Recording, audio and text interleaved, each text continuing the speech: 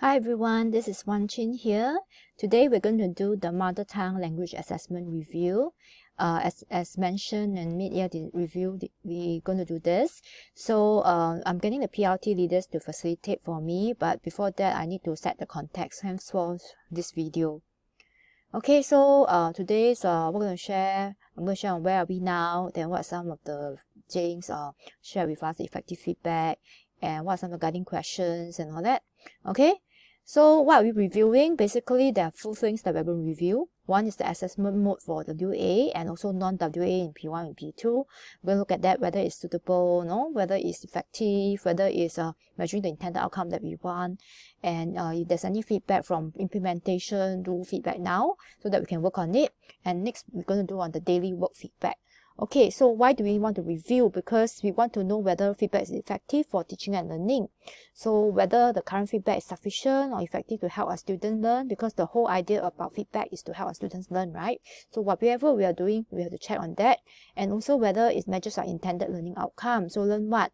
It has to follow the syllabus, intent, and is it sufficient? Okay, so by paper and pen alone, is it sufficient to measure the intended learning outcome? Is there other ways of doing it? Is there a more effective way of doing it and more comprehensive and holistic way of doing it? Okay, so these are the things that we're going to review. Okay, now some unsolicited feedback and book check and also LW observations. So to set the context to where are we now. Okay, so this is actually an email from a parent. It's actually on Chinese, okay? So you see, look at that, and say that our Chinese spelling is good. It repeats the words on segment, 识写字, 识读字, okay? So basically, it tells the parent what they are actually tested on, and using teachers as scaffolding, it helps the children understand the meaning of the word, okay? And also, the words are used in context, okay? So encourages self-directed learning, so she felt that's very useful, and also is well designed to support students' learning. However, she felt that certain feedback may need to be because she was the ex-teacher, so she knows that we are moving towards the non-WA, less emphasis on the exam for P1, P2, and helping children to discover the joy of learning. So she mentioned about English Stella, there's this correction column which helps to facilitate tracking of corrections. Also, the practice comes with very good descriptors on what the expectation is. So, so she also questioned, she also shared with us some example of what she had done, and also she also gave feedback on whether should we give marks for the non-WA or even worksheet, and even our daily work, right? What do we mean when we give star? And she noticed that there are differences, okay, between the different teachers, and also that's why whether we want to have a more better communication with the parents on what we expect of the child. Okay, so this is an example that she gave, right? A, okay, for the non-Chinese teachers, it may indicate that A, what's the expectation of A, what's the expectation of B. So instead of just giving an A, C minus, or maybe smiley face, there's a very clear outcome on what is expected of the work. And then when the child will reach that competency level, they will just give that specific grade with the descriptors there. So we could be exploring something like that when we do our daily work review, and also some of the things that we want to be more constructive on how we want them to improve on, so they can check against it. So this is one good example. There's also a feedback on WA, whether duration of WA should be held on day 3 period. These are things that you want to discuss. Testing of question type, is it sufficient? Is it enough exposure? There's no link to their final exam. Okay, so the question is, why do we want to test? What is the purpose of assessment? Is it only for exam purpose? Actually, now we are moving towards holistic assessment. The whole idea of having WA is not only just to, it's not really to prep them, but to have a gauge of how they are, and also want to know whether they are of a certain level, and other ways of assessing the child other than just pen and paper, because pen and paper is just one form of assessment. A child who may not be good at pen and paper, but actually may have acquired the skills. Okay, so but of course, going back to our syllabus intent, always referring back to our CPDD syllabus, what do we want to measure, what do we want them to learn? Okay, and then from there we're going to find ways to measure where they are, and so that we can address the gap and to identify the issues that they have. So that's the purpose of assessment. So so we may want to reframe from just being exam-centered, but of course we need to prep, especially at the upper primary. But the WA is actually for alternative ways of assessing the child and also to gauge the child. So whether it should be well-rounded based on 4 component skills. Okay, so it's quantity versus what we want. So question mark is it we are able, because we cannot have too many also, it will over-assess the child. So we need to, that's why the daily assessments comes in also. So daily wise, we should have the 4 component skills measured in our daily checks. But WA test, so what do we want to focus on? Because there's only 3 WAs, okay? So that is something that we want to look into. Now next, book check. Mostly evaluative, non-standardized kind of checking. There were different people doing different things for different teachers. Grading and marks. So some people get A for this reason. Another one gave a smiley face. Some C. So as a student, if I am the student, I may not be able to understand. Like for example, I'm this year with some certain teacher, next year with another teacher. The standards vary, so maybe that is a way that we want to work towards too, but slowly. And sticker, chops. Okay, what does it mean? That or qualitative comments even for compo, but there are sticker and chops. I mean that there will be positive encouragement. I do see it there, and there's also lack of qualitative comments, things that they can work on, even for composition, which is very much needed, right? We don't really see checklists or rubrics to help them to work further on what their gap line. Basically, to show them what their gap and to work further on. Okay, and then cross and ticks. Okay, I saw a lot of cross and ticks.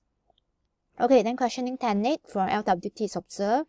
We check understanding using questions that's observed quite frequently. That is very good. And use of FastKit and use of technology to check. So when I walk around, when Nadine and all that walk around, we do see that happening in class. A lot of checking. So that's good. Okay, so how are we going to review? We're going to do it during PLT. And PLT leaders will lead to discussion using critical questions during PLT and work on the details. So these are some of the examples. These are some of the timeline. I adjusted timeline from the last meeting I had with the PLT leaders because of the HBL, this sudden break. Don't worry, if you really cannot, what we're going to do is we're going to review at least the assessment mode first. So that's a critical part, because the assessment will need to be determined so that we can determine for the setter, so the setters know what to set, and then we can give you the setter list earlier so that you can eventually be able to set the papers early, so that you don't have to rush through next year. As for the daily work, if there's not sufficient time to discuss, I will carve out department meeting time to do that review instead of doing the review now during PLT. But along the way, when you're discussing it, do talk about it. Okay. And just to note that I know we're reviewing by level and also by subject. We will have to come to a consensus as a department. That's why there were few consensus meetings. But from the PLT leaders, they will represent you to share with us, and then we will decide as a team on the assessment mode for next year, and also the things that we're going to do for assessment next year. But of course, we are just starting the ball rolling. Eventually, there's deepening going to be done during next year's PLT. All right. Now, if you are not aware, there's this assessment document that is shared by Kaho to everyone from the assessment committee. The why we do assessment, what's the purpose of assessment, and the modes of assessment, and how we do assessment in our school is very clearly written in this assessment. So you do note number 2, the overview of assessment approach from P3 to P6. Okay, so if you notice that this is the confirmed standardized assessment modes for all subjects. Okay, so there's no difference. Okay, because we need to have a clear picture of how we're going to do assessment in school. So this is what we have decided on as a school. And non-weighted bite size are not scored. Okay, they are ongoing, formative in nature. That's why you remember for P1 and P2, right? We don't evaluate a child based on just one assessment, one performance task. It's actually a basket of items and observation from the teachers using the rubrics that we developed for Mother Tongue department. So you need to familiarize yourself with that. And if you need to, you can give feedback on how you use the rubric, or is the rubric effective? Is there need to be further improved on? We can have more clarity, okay, on what we are doing. As for WA weighted assessment, please note, this is what is mentioned: scored, graded, take various mode, similar to bite-sized tests, including topical tests, short writing, reading and performance tasks, presentation. They are generally conducted during classroom lessons under non-exam conditions, and is able to provide students with varied opportunities to demonstrate their learning, experience success, and build their confidence and desire to learn. Henceforth, it's just not pen and paper. You may want to be even more, you may want to explore even open book kind of assessment, which we're trying to explore in P3 and P5. I know it's tough, it's not ideal, but we do not want to just throw the cat out the, I can't remember that phrase, but anyway, just to throw the thing out without thinking of alternative ways to still sustain this alternative mode and this authenticity in our assessment. So I think you all have better ideas to propose and we can review. And and currently we still have many pen and paper assessment for WA. If you can, right, try to brainstorm for more alternatives, okay? Because we don't want the kids to just do for the sake of doing. There's many ways of assessing the child using pen and paper if you like to, practice paper and etc. But WA try to find things that are useful for the kids while we have measured our intended outcome. Okay. Now next, this is the weightage. This is not going to change unless there's an end of year review this year, but this is currently what we have. And okay, so the key message for assessment is to focus on the why. Why we are doing what we are doing, and before the what and how. So the important thing is where the learner is going. Okay, so what is the learner going to learn? Okay, what is the outcome that you want the learner to get? And so then where the learner is, and then we know how to get there. So when we talk about assessment, it's really talking about how do we know where the learner is. But of course, before that, you need to be very clear of your syllabus intent. Okay, where the learner is going. Okay, and so that we are using the assessment, we know where they are now, and so that the assessment information will provide that will let us know how we can get there. Okay, so these are very critical questions for our teaching and learning that you need to know. This is shared by Jie Ying. Okay, and then so what we're doing here is actually looking at IO3, which is providing meaningful assessment and feedback that can help each child, a student, know how to learn. Okay, so remember, I want to repeat again and again because it's very important. Providing meaningful assessment and feedback is to help each child know how to learn. Okay, so we are helping them to learn through the assessment. All right. Okay, so now, so what kind of ways can we differentiate instruction is so important. Knowing where they are now will help us to differentiate for engaged learning. Okay, so that we know how to help each them to learn so that we can have differentiation. Okay, so it's important that we do meaningful assessment to help students know how to learn, and that will help us in differentiating our instruction. Okay, and then that in a sense it will help us to empower learners. Now, key message 3. This is from the CPO. Okay, what is a learner-centered balanced assessment?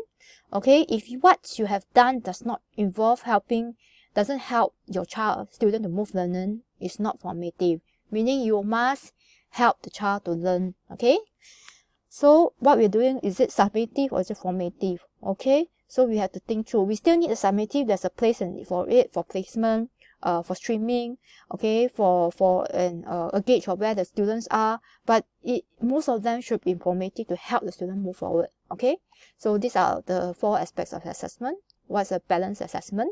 What should it be like to support quality teaching and learning? Okay.